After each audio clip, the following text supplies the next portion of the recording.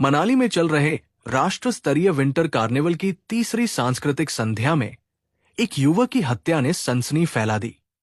नगर परिषद कार्यालय के पास कार्यक्रम के दौरान वशिष्ठ निवासी युवक दक्ष पर बोतल से गला रेत दिया। घटना के बाद ड्यूटी पर तैनात पुलिसकर्मी घायल युवक को अस्पताल लेकर पहुंचे, लेकिन रास्ते में ही उसकी मौत हो गई। अस्पताल पहुंचने पर चिकित्सकों ने उसे मृत घोषित कर दिया। पुलिस ने हत्या के मामले में एक आरोपी को गिरफ्तार कर लिया है, जबकि मुख्य आरोपी की पहचान और गिरफ्तारी के प्रयास जारी है। घटनास्थल पर दर्शकों की भीड़ में ये हमला हुआ, जिससे सुरक्षा व्यवस्था पर भी सवाल उठ रहे हैं। घटना के बाद अस्पताल में भीड़ जमा हो गई और स्थिति को नियंत्रित करने के लिए पुलिस अधिकारी मौके पर पहुंचे। उन्होंने ग्रामीणों को शांत करने का प्रयास किया। एसपी ने बताया कि पुलिस ने बताया कि मामले की गहन जांच चल रही है और जल्द ही अन्य आरोपियों को गिरफ्तार कर लिया जाएगा। तो वहाँ पर हमारे पुलिसकर्मी मौजूद थे एंड हमें ये इन्फॉर्मेशन आया कि आपस में स्टेज के लेफ्ट साइड में विवेक जहाँ बैठे थे उसके लेफ्ट साइड में हमें इन्फॉर्मेशन आया कि वहाँ पर लोग झगड़ रहे हैं।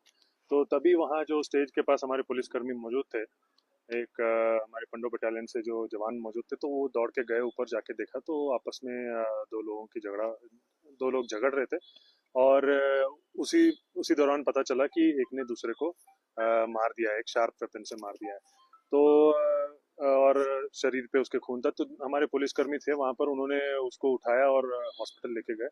हॉस्पिटल ले जाने के बाद वहां पर उसको डेड डिक्लेयर किया गया। तो डिसीज का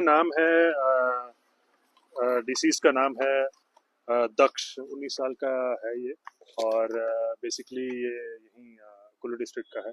एंड इसमें हमें मालूम पड़ा कि ये एक आपस में दो लोगों की एक झगड़े के वजह से ये मर्डर हुआ है।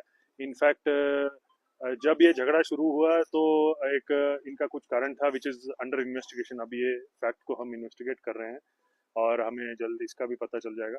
और उन्होंने एक शार्प वेपन को इस्तेमाल किया और जो अक्यूज्ड है उन्होंने शार्प वेपन का इस्तेमाल किया और डिसीज्ड को अपने गले पे मारा। तो that is the main reason for the death. And उसके बाद इनफैक्ट जो अक्यूज थे वो वहाँ मौके से वो निकल गए थे, अब्सकॉन्ड हो गए थे। तो हमारे पुलिस टीम ने जल्द ही पूरी कोशिश की और इनफैक्ट इन्होंने काफ़ी अच्छा काम किया। Within a matter of 1 hour हमने अक्यूज को भी एप्रीहेंड कर लिया था। एंड बाकी चीज़ें हम इंट्रोगेशन में हम फैक्ट्स को और रिवील कर पाएंगे। फिलहाल तो यही है कि is a case of murder and ये रात को तकरीबन 8 बजे के आसपास ये हुआ है। एफआईआर उसी समय रजिस्टर हो गया था under section 1031 of BNS and 35 of BNS. तो basically case is under investigation. Postmortem जैसे आप लोगों को पता है इट इज ऑनगोइंग। डॉक्टर का जो रिपोर्ट आएगा उसके अनुसार हमें मालूम पड़ेगा what is the reason for death. And इसमें मैं बताना चाहूँगा कि आपके पास भी, मेरे को पता है, बहुत सारे सवाल होंगे एंड हमारे पास भी इस समय में इन सवालों का जवाब अभी हमारे पास फिलहाल नहीं होगा because the case is under investigation.